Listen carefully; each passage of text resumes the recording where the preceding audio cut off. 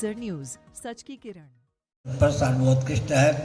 सनातन धर्मियों का वेदादि शास्त्र सम्मत भोजन, वस्त्र, आवास, शिक्षा, स्वास्थ्य, यातायात, उत्सव, त्योहार, रक्षा, सेवा, न्याय और विवाह का विज्ञान सर्वोत्कृष्ट है। पूरा विश्व तथ्य को स्वीकार करता है, मानता है। अत्यंत जो बहिर्मुख व्यक्ति अराजक होते हैं, लोभ, भय, कोरी, भावुकता, विवेक के वशीभूत होते हैं, उनसे कुछ आघात की संभावना है। उनसे निपटने की व्यवस्था भी पहले ही भगवान से प्राप्त है। आगे गुरुदेव, हमारा प्रश्न था या है? सॉरी अच्छा।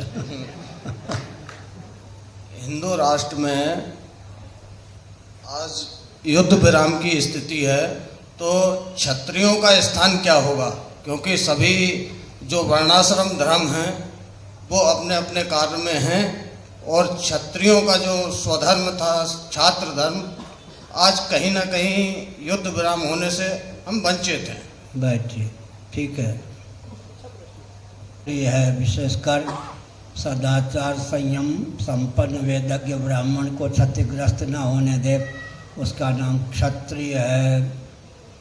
स्वतंत्रता के बाद क्षत्रियों ने विचार किया कि हमारे हाथ से शासन तंत्र चला गया।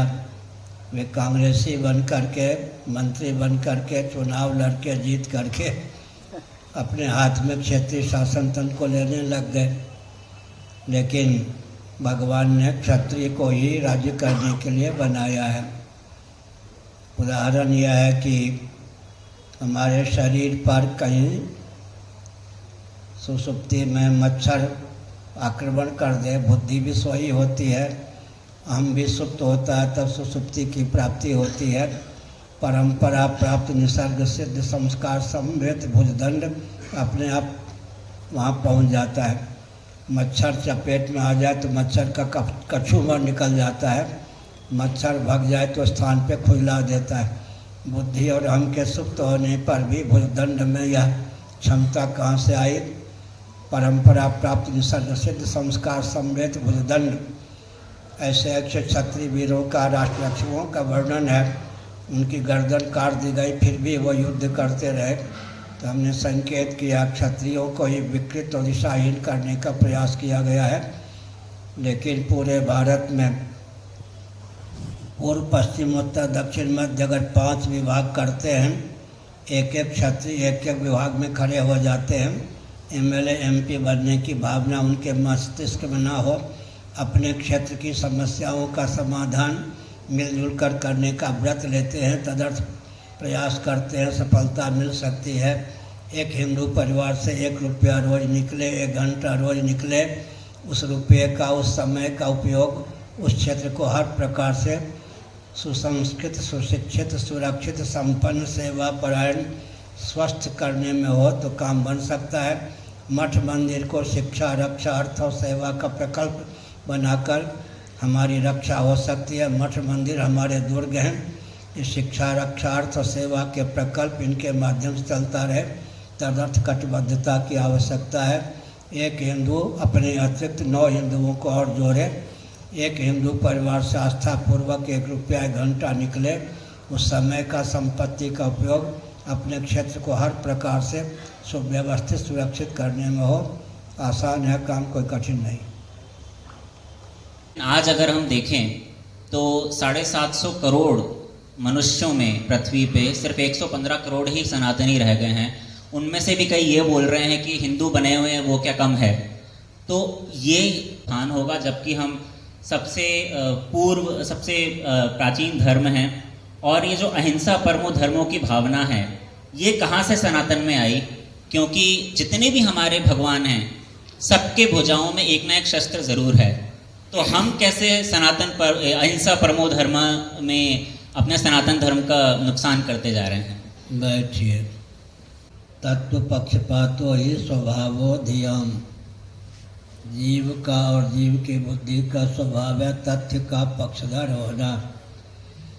सनातन वेदादि शास्त्र सम्मत सिद्धांत को यदि हम दर्शन, विज्ञान, व्यवहार में सामंजस्य साध कर विश्वस्त राष्ट्रपति रह चुके थे बुश महोदय स्वयं भी, एक बार अमेरिका के राष्ट्रपति रह चुके, दूसरी बार अमेरिका के राष्ट्रपति पद पर शपथ ग्रहण करने जा रहे थे। उन्होंने अंग्रेजी में कुछ वाक्यों को कहा, हिंदी में अर्थ होता है मैं जन्मजात क्रिश्चियन हूँ, बाइबल में मेरी आस्था है, परंतु बाइबल में सृष्टि संबंधी जो जानकारी है वह आधुनिक विज्ञान और वैज्ञानिकों की दृष्टि से विफल है। इसका अर्थ क्या हो गया? हमारे वैदिक वाङ्मय को जलाया गया, गलाया गया, नष्ट किया गया। आज जो नेपाल का शासन संभाले हुए प्रचंड, उसने भी काठमांडू में ग्रंथागार को जलाया। मैं तो उसे पागल ही कहता हूँ, लेकिन नेपाल की जनता पे तरस आती है, उसी प्रचंड को फिर शासन सौंप दिया। तो अभी हमारा जो समृद्ध वैदिक वाङ्मय है उसकी बात छोड़ दें, केवल नासदी सूक्तम में जो 7 मंत्र हैं जिनके माध्यम से सृष्टि के स्वरूप का उद्गम स्थान का निरूपण किया गया है, उन पर भी पूरा वैज्ञानिक जगत एक प्रकार से न्योछावर है। इसलिए हमारा जो भी विज्ञान है, दर्शन और व्यवहार की दृष्टि से भी सर्वोत्कृष्ट है। इस तथ्य को विश्व स्तर पर ख्यापित करने की आवश्यकता है। लेकिन स्वतंत्र भारत में स्थिति यह हुई कि परंपरा प्राप्त जो नीति और अध्यात्म का अध्ययन था उसे विलुप्त कर दिया गया। गुरुकुल की शिक्षा पद्धति में भी दिशाहीनता आ गई। लेकिन हम एक तथ्य उद्भाषित करना उचित समझते हैं, भारत विश्व का हृदय है। हमने हिरण्यकश्यपु के शासन को झेला,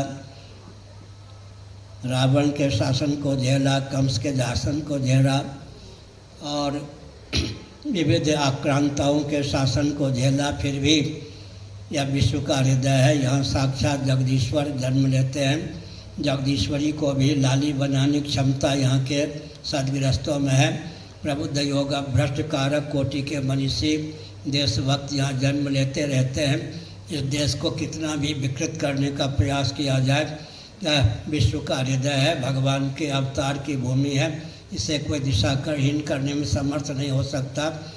तो हमारे जितने भी सिद्धांत हैं वो सब दर्शन, विज्ञान, व्यवहार तीनों दृष्टियों से परम अकाट्य सिद्ध हैं। इसको विश्व स्तर पर ख्यापित किया जा रहा है। कहीं से कोई खंडन नहीं आता, न चुनौती आती।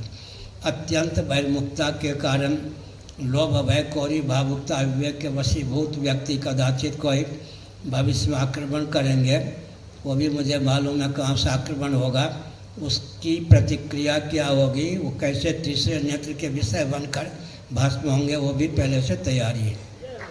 कहा जाता है कि आर्य लोग बाहर से आए थे, इस पर थोड़ा प्रकाश डालिए।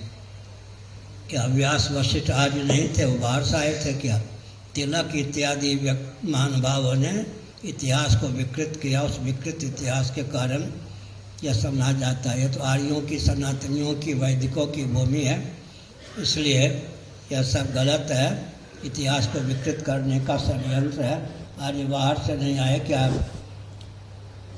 वशिष्ठ, व्यास इत्यादि यहाँ के मूल निवासी नहीं थे, बाहर से आए थे क्या? बृहद भारत को समझिए और विश्व का हृदय भारत है। आर्य बाहर से नहीं आए। आर्यों की यह पवित्र भूमि है। आगे क्या कह रहे? ओम को हर पुरुषों को बोलना चाहिए क्या? हर पुरुषों को भी नहीं बोलना चाहिए। बैठ सुनिए। एक पंडित ताराचंद जी थे, वृंदावन श्रौत मुनि आश्रम में लेखा का काम करते थे। सीमित वेतन प्राप्त होता था, बड़े ईमानदार थे। श्रौत मुनि आश्रम में हेम्योपैथ की दवा निःशुल्क मिलती थी। उनकी पत्नी कुछ रुग्ण थी। उन्होंने हेम्योपैथ की दवा लेकर पत्नी से कहा, अगर यह दवा लाभ नहीं करेगी तो हानि नहीं करेगी। उनकी पत्नी ने कहा, पंडित जी तुम्हारी अकल मारी गई है। जिसमें लाभ करने की क्षमता है उसमें हानि कर देने की भी क्षमता है। शाम को मेरे साथ तो घूमते। तो उन्होंने कहा, पत्नी ने तो हमको बिल्कुल मौन बना दिया। उसके इस प्रश्न का उत्तर नहीं मेरे पास। हमने संकेत किया। इन्होंने क्या प्रश्न किया था? मंत्र में मारकता भी है, तारकता भी है। माताएं अगर ओम जपती हैं, गायत्री मंत्र जपती हैं तो ऊर्जा उत्पन्न होता है। ऊर्जा उत्पन्न होती है, उस ऊर्जा को संभालने की शक्ति न होने पर विस्फोट हो जाता है। भारत में मंत्र के मारे हुए 1.25 लाख व्यक्ति घूम रहे हैं पागल होकर, अपने ऊपर कृपा करके। एक बहुत विचित्र बात है जो आजकल मैं कहता हूँ, अगर शास्त्र सम्मत फल चाहिए तो अपने ऊपर कृपा करके शास्त्र सम्मत विधि निषेध का अनुपालन कीजिए। यातायात के नियम तो लौकिक हैं। अमेरिका में राइट हैंड साइड, भारत में लेफ्ट हैंड साइड, ये लौकिक नियम है।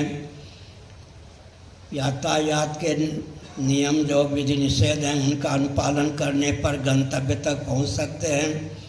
लौकिक विधि निषेध का अनुपालन भी जब आवश्यक है तो वेदादि शास्त्र सम्मत फल की